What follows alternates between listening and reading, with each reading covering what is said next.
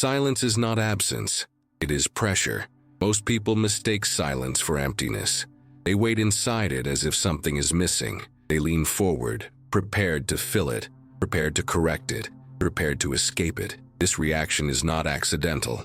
Silence exposes a contradiction that few are willing to hold. It removes the familiar signals while amplifying internal noise. What remains feels unstable, even hostile. Silence creates a space where nothing confirms identity. No response arrives to validate intention. No feedback appears to soften uncertainty. The mind, accustomed to constant reference points, begins to search for control. The paradox is simple and uncomfortable. Silence appears passive, yet it exerts force. It does nothing, yet it alters behavior. It refuses to engage, yet it dominates attention. Within silence, anticipation grows without direction. Expectation accumulates without resolution. The absence of response becomes a presence of tension. The mind is not designed to rest inside undefined space. It prefers movement, even if the movement is meaningless. Silence interrupts that momentum. It denies the mind its habitual escape routes. What is feared is not quiet. What is feared is the removal of structure. Silence strips away context. Without context, interpretation becomes unstable. Without interpretation, certainty dissolves. The discomfort intensifies because silence does not declare its intention. It offers no explanation. It withholds orientation. In this state, the mind begins to project. It assigns meaning where none is given. It constructs threat from neutrality. This is where silence becomes powerful, not because it attacks, but because it refuses to clarify, not because it dominates, but because it does not submit. The absence of response forces the mind inward. Attention collapses back onto itself. Unresolved assumptions surface. Silence does not argue. It does not correct. It does not reassure. That refusal destabilizes the internal narrative. Without external confirmation, the story loses coherence. Doubt enters without invitation. Most people respond to this by filling the space. They speak to regain orientation. They explain to restore structure. They reveal to escape uncertainty. Speech becomes a defense. Noise becomes regulation. Expression becomes a way to regain balance. Silence resists all of this. It remains intact. It does not respond to pressure with movement. This resistance is interpreted as threat, not because silence harms, but because it cannot be influenced. Control fails in its presence. The fear emerges quietly. It is not dramatic. It is subtle, persistent, and difficult to name. Silence denies immediate feedback. Without feedback, self-evaluation intensifies. Every internal fluctuation becomes noticeable. The mind begins to question its position. It searches for cues that are no longer present. It becomes hyper-aware of its own activity. This heightened awareness is uncomfortable. It reveals inconsistencies normally concealed by interaction. It exposes gaps usually covered by response. Silence offers no relief from this exposure. It does not intervene. It does not distract. The longer it persists, the more pressure accumulates. Not from the outside, but from within. The absence of external signal magnifies internal sensation. This is why silence feels heavy, not because it contains weight, but because it removes support. The mind is left holding itself. The contradiction deepens. Silence appears harmless, yet it destabilizes more effectively than confrontation. Confrontation provides structure. It defines positions. It offers boundaries. Silence offers none. It leaves interpretation unanchored. It leaves intention undefined. In this undefined space, the mind becomes reactive. It anticipates judgment without evidence. It prepares defense without attack. The fear is not of silence itself. It is of what emerges when nothing interrupts awareness. It is of the uncontrolled material that surfaces in the absence of distraction. Silence removes the illusion of mutual regulation. It reveals how much stability depends on response. It exposes reliance on external confirmation. When silence persists, the internal system strains to compensate. Thoughts accelerate, assumptions multiply. The mind attempts to resolve uncertainty by producing more content, yet none of it receives validation. The loop remains open. This open loop is intolerable to many. It creates a sense of suspension, a feeling of being held without release. Silence does not close the loop, it leaves it unresolved. That unresolved state is where fear settles. Not loudly, not visibly. It waits, unanswered, uncontained, and silence remains. Silence alters perception before it alters behavior. The change is internal and immediate. When external input stops, the perceptual system does not rest. It recalibrates. Attention, no longer anchored outward, turns inward by default. This shift is not deliberate. It happens automatically, without consent. The mind fills the absence by increasing sensitivity to internal signals. Thoughts become louder. Emotional fluctuations become sharper. Minor sensations gain disproportionate clarity. Silence does not introduce new material. It amplifies what was already present but previously masked. Perception under silence becomes self-referential. Without external cues, the mind uses itself as the primary reference point. This creates a closed perceptual loop. Inside this loop, interpretation accelerates. Every internal signal is examined. Every fluctuation is evaluated. The mind begins narrating its own activity, not as a choice, but as a stabilizing attempt. Narration replaces interaction. This internal narration is rarely neutral. It seeks coherence. It seeks explanation. Silence offers no corrective feedback. The narrative is unchecked. It expands without resistance. Emotional self-regulation depends heavily on external rhythm. Conversation, response, and timing provide modulation. Silence removes that modulation. Without rhythm, emotion loses pacing. Feelings linger longer than expected. They have no external endpoint. The system attempts compensation. It increases cognitive activity to regulate emotional intensity. Thinking becomes a tool for containment. Yet thinking under silence lacks orientation. It circles without resolution. Each conclusion generates another question. Perception becomes saturated. The mind notices itself noticing. Awareness folds inward again. This recursive awareness produces strain, not pain, but pressure, a sense of being internally crowded. Silence disrupts the usual hierarchy of signals. Normally, external input outranks internal noise. In silence, that hierarchy collapses. Internal signals compete for dominance. No single thought stabilizes the system. Priority becomes unstable. The mind responds by attempting control. It monitors itself more closely. It tightens internal regulation. This tightening feels like focus but functions as restriction. Emotional range narrows. Spontaneity diminishes. The narration becomes cautious. Language turns defensive. Internal statements are filtered before fully forming. Silence does not force this restriction. It reveals the tendency toward it. Control emerges as a reaction to uncertainty. Perception under silence becomes selective. The mind avoids certain internal signals. Others are fixated upon. This selectivity is not conscious. It is driven by discomfort thresholds. Signals that destabilize are suppressed. Suppression requires effort. Effort increases fatigue. Fatigue reduces tolerance. As tolerance drops, regulation becomes rigid. The internal environment feels confined. Movement becomes limited. Narration adapts again. It justifies the restriction. It reframes containment as stability. This justification creates distance from raw experience.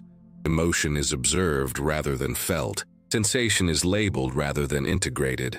Silence encourages this distancing, not because it demands it, but because it offers no alternative anchor. The mind prefers mediated experience when unstructured. Narration becomes a buffer. Language replaces sensation. Over time, this buffering intensifies. The internal voice grows more dominant. Direct experience recedes. Emotional self-regulation shifts from fluid adjustment to rigid management. Responses are delayed. Reactivity is controlled but not resolved. The system appears calm. Internally, pressure accumulates. Silence maintains this state. It does not escalate. It does not release. The absence of external engagement removes opportunities for discharge.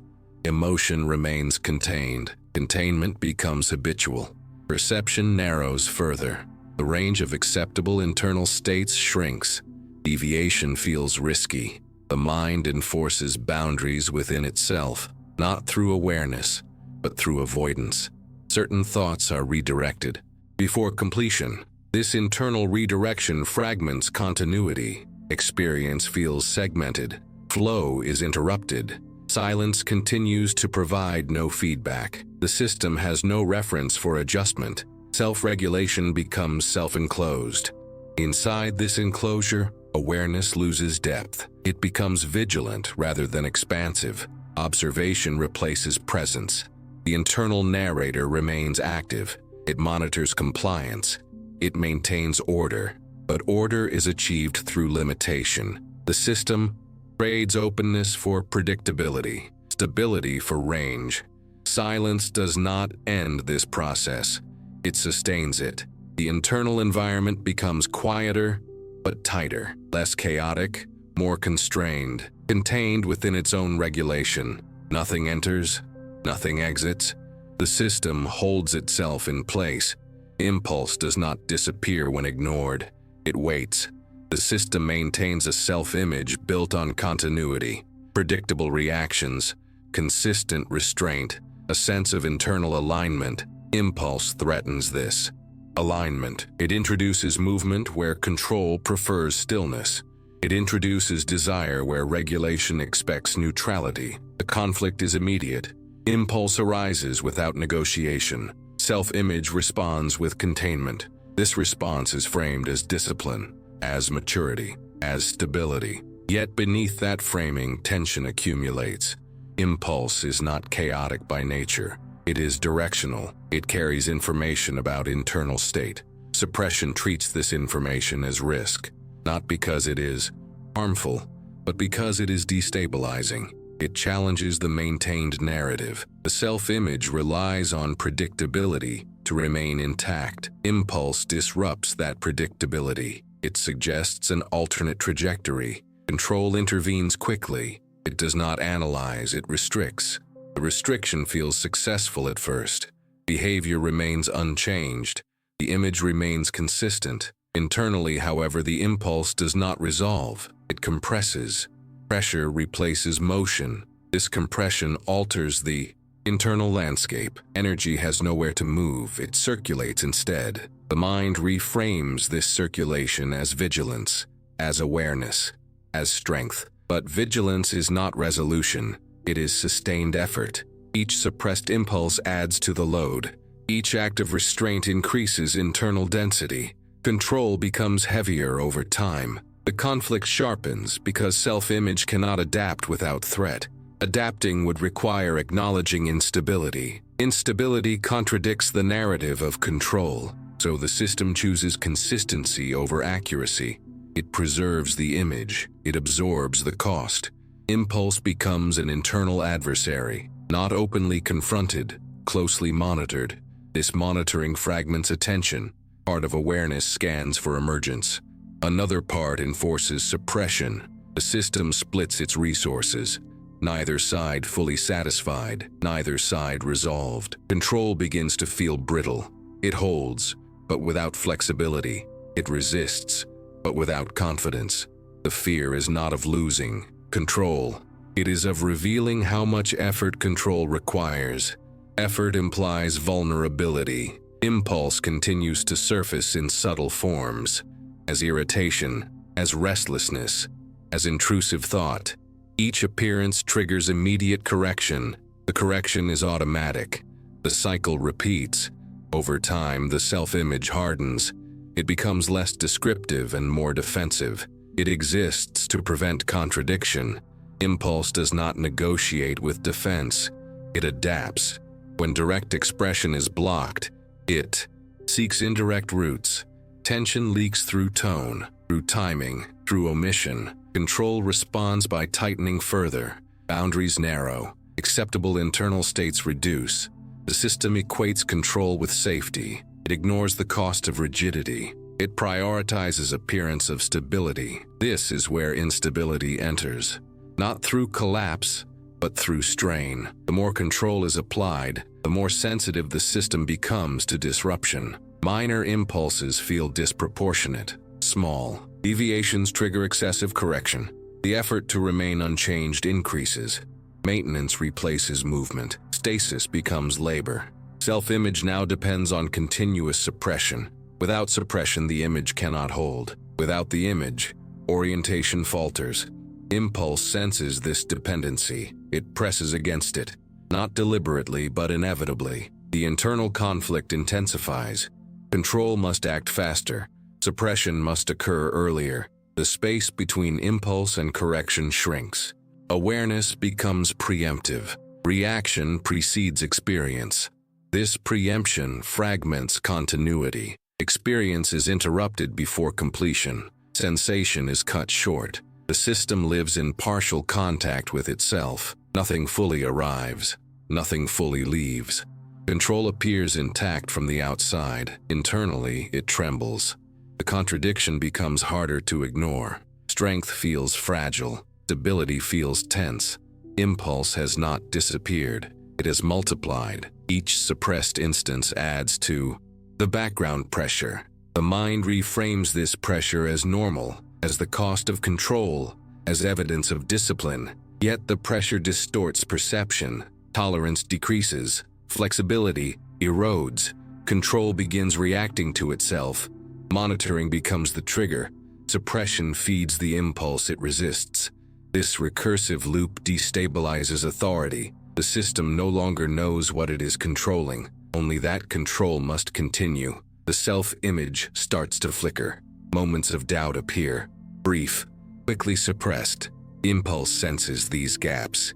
It moves toward them. Not to break control, but to express. Control responds with urgency. Correction becomes sharper. Internal language becomes harsher. The conflict loses clarity. Impulse feels dangerous.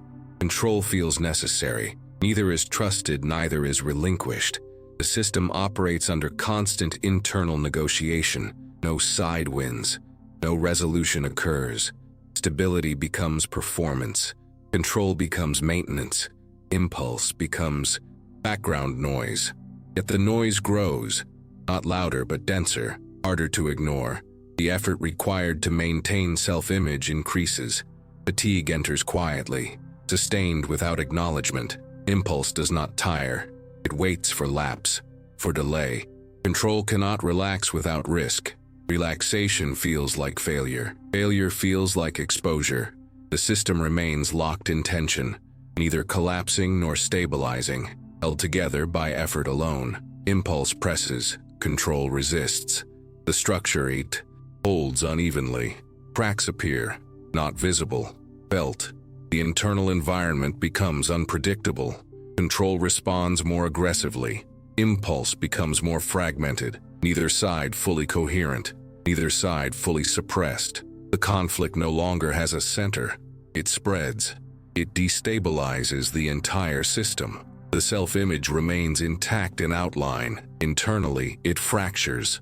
The pattern is sustained by a belief that does not announce itself. It does not appear as a statement. It operates as an assumption. This belief does not feel optional. It feels structural, like a condition for remaining intact. The belief is simple in form and complex in effect. Stability depends on withholding. Exposure equals risk. Silence becomes proof of safety. Restraint becomes evidence of control. Non-expression becomes protection. This belief is not irrational. It formed under pressure. It learned from consequence. At some point, expression produced instability. Reaction became unpredictable. Response carried cost. The system adapted. It concluded that minimizing signal reduced danger. Silence emerged as insulation. This insulation worked. It reduced immediate disruption. It limited external interference.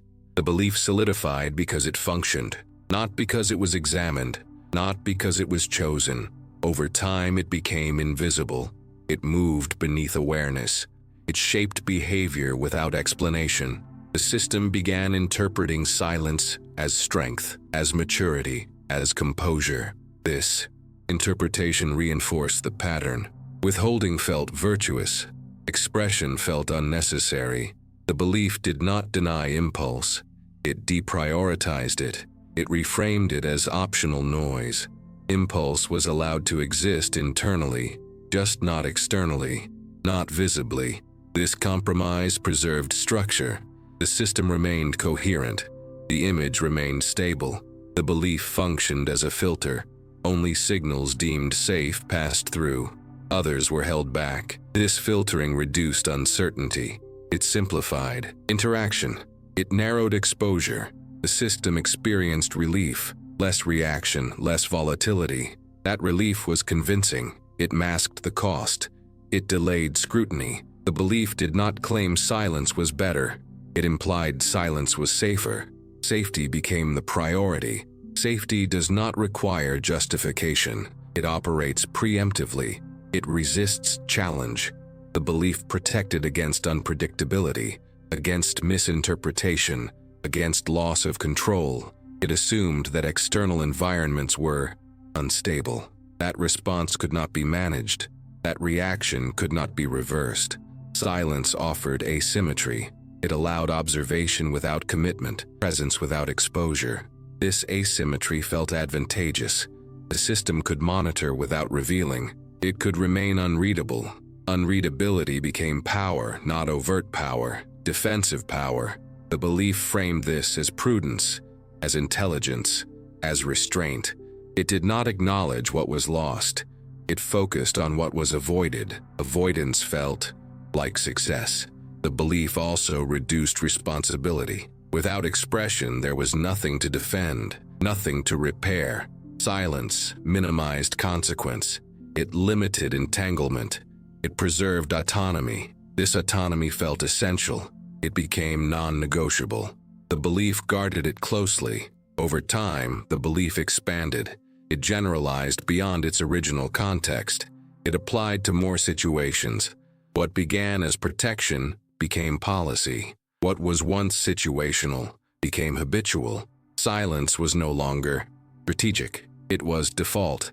The belief no longer distinguished between threat and neutrality. Both were treated cautiously. Both warranted withholding. The system did not feel deprived. It felt contained. Containment felt secure. The belief discouraged curiosity about alternatives. Exploration implied risk. Risk contradicted safety. Expression was reframed as unnecessary exposure. Not dangerous, just inefficient. This reframing removed urgency. It softened internal conflict. It stabilized the I pattern. The belief did not deny connection. It controlled its terms. Connection was permitted only when predictable. Predictability became the metric, not authenticity, not resonance.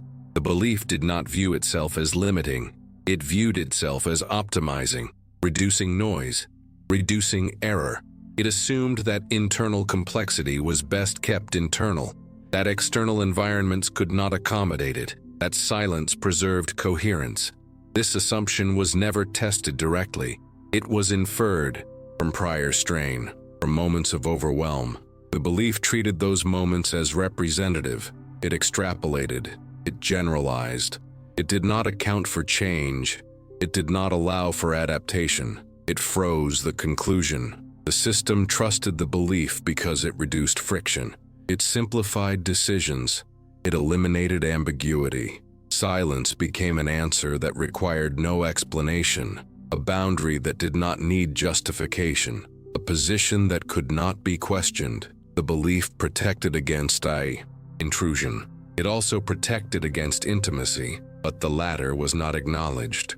What was acknowledged was control, the ability to remain unaffected, the ability to remain intact. The belief framed affect as vulnerability, and vulnerability as exposure, and exposure as loss.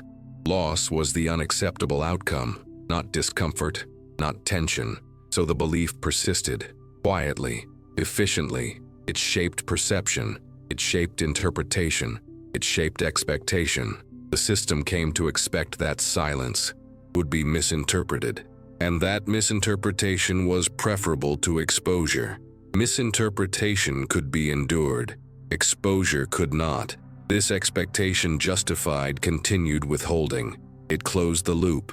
It sustained the pattern. The belief did not demand obedience, it assumed it. Deviation felt unsafe. Even questioning the belief produced tension. Uncertainty surfaced. The system responded by returning to silence. The belief remained unexamined not because it was hidden, but because it felt necessary. Necessary beliefs resist inspection. They present themselves as conditions, not choices, as constraints, not preferences, as reality. The system relied on this belief to remain oriented. Without it, boundaries blurred. Without it, exposure increased. So the belief stayed protective, unchallenged. Yet its protection was incomplete. It guarded against external disturbance. It did not account for internal accumulation.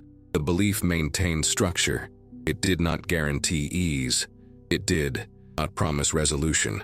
It held the system together at a cost that remained diffuse, unmeasured. The belief was not false. It was incomplete, but incompleteness was tolerated. What mattered was that it worked, that it reduced immediate threat, that it preserved control. The system continued to rely on it, not consciously, automatically. Silence remained the chosen posture, not as absence, as shield, and the belief stood behind it, quiet, protective, uncertain. The cost does not arrive suddenly, it accumulates. At first, the system experiences efficiency, less reaction, less disturbance, fewer variables to manage. Silence streamlines interaction. It reduces exposure. It limits unpredictability. The immediate benefit masks the gradual effect. Nothing appears broken. Nothing demands repair. Over time, however, internal activity changes quality, not intensity, density. What is withheld does not dissolve. It remains active, contained without movement. This containment requires maintenance. Energy is spent holding boundaries. Effort becomes constant but unacknowledged.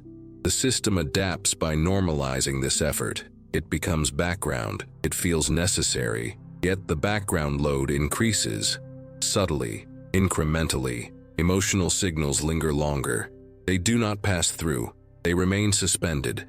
Suspension creates delay. Delay disrupts natural resolution. Processes remain unfinished.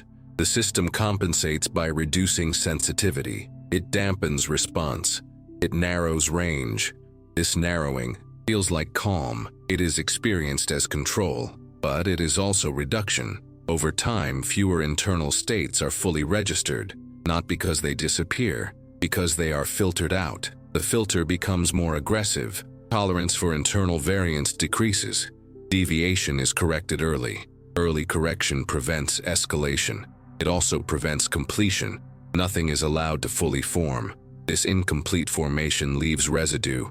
Unresolved material accumulates quietly, not as crisis, but as dull pressure. The system becomes efficient at avoidance. It redirects attention. It suppresses emergence. This efficiency has a cost. Awareness becomes shallow. Depth feels unnecessary. Depth requires exposure. Exposure contradicts safety, so depth is deprioritized. Over time, the internal environment loses texture. Experience becomes flatter, less varied. The system interprets this flatness as stability. It confuses absence of disturbance with health. It does not notice the reduction.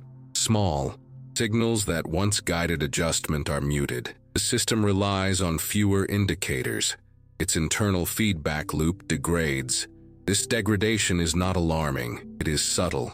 It feels like maturity. The system prides itself on restraint, on not needing expression, on not requiring engagement. Yet engagement is how internal states recalibrate. Without it, misalignment persists. Correction becomes delayed. Delayed correction increases strain. The system compensates by tightening further. The cycle reinforces itself. Over time, the effort required to maintain silence increases, not visibly, internally. Fatigue appears as irritability, as detachment, as low-grade tension. These signals are managed like others, filtered, contained. The system does not register them as cost. It registers them as noise. Noise to be minimized. This minimization reduces resilience. Flexibility decreases. Adaptation slows. When unexpected demand appears, response is delayed. The system hesitates. It lacks practiced range. Silence has limited rehearsal. Expression has been withheld. Response pathways are underused. This underuse does not cause failure. It causes stiffness. Movement feels effortful. The system notices effort where ease once existed. It attributes this to external complexity, not internal limitation. Gradually, the internal landscape feels smaller, not constricted, just reduced. Fewer internal states are accessible. Fewer responses feel available. Choice narrows without announcement. The system remains functional, capable, composed, but something is thinned. Vitality is muted. Engagement feels optional. The cost is not pain, it is loss of range, loss of immediacy. This loss does not provoke alarm. It is quiet. It blends into normalcy. The system continues to operate efficiently. It maintains boundaries. It avoids exposure. Yet moments arise where something is missed, not named, just felt. A sense of distance, a subtle absence of resonance, an awareness of holding without release. These moments are brief. They are quickly managed. Silence absorbs them. Still, they leave trace, faint recognition that something has been set aside, not sacrificed, deferred. The system does not grieve this deferral. It does not dramatize it. It acknowledges nothing explicitly, but the accumulation continues. The internal environment becomes orderly and quietly diminished. The cost is not crisis. It is erosion, slow and even. Nothing collapses. Nothing demands attention. The structure remains intact. What changes is the sense of fullness, of contact, of presence. The system remains protected. It also becomes thinner, less permeable. Silence continues to function. It still reduces risk. It still preserves control. But beneath that preservation, there is a growing awareness of absence. Not urgent, not loud, just there. Awareness does not arrive as control. It arrives as distance. Not distance from others, distance from automatic identification. The system begins to notice the pattern without interrupting it. Silence is still present. Restraint is still active. What changes is orientation. Instead of operating from within the pattern, awareness observes its movement, not critically, not approvingly. This observation does not dismantle structure, it loosens attachment. Silence is no longer only a shield. It becomes an object of perception, something that can be seen rather than inhabited. This shift is subtle. There is no release of tension, no immediate relief. Awareness does not resolve accumulation. It reveals it. The system recognizes the effort involved, not as burden, as fact. Holding is seen as holding. Withholding is seen as withholding. Neither defended, neither condemned.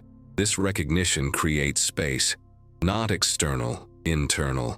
Within this space, silence loses some of its authority, not its function, its inevitability. The belief sustaining the pattern becomes visible, still protective, still operative.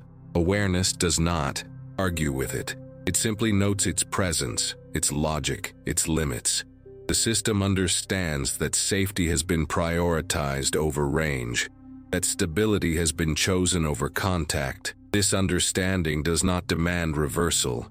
It allows comparison. The cost becomes clearer without becoming urgent. Erosion is seen as erosion, not failure.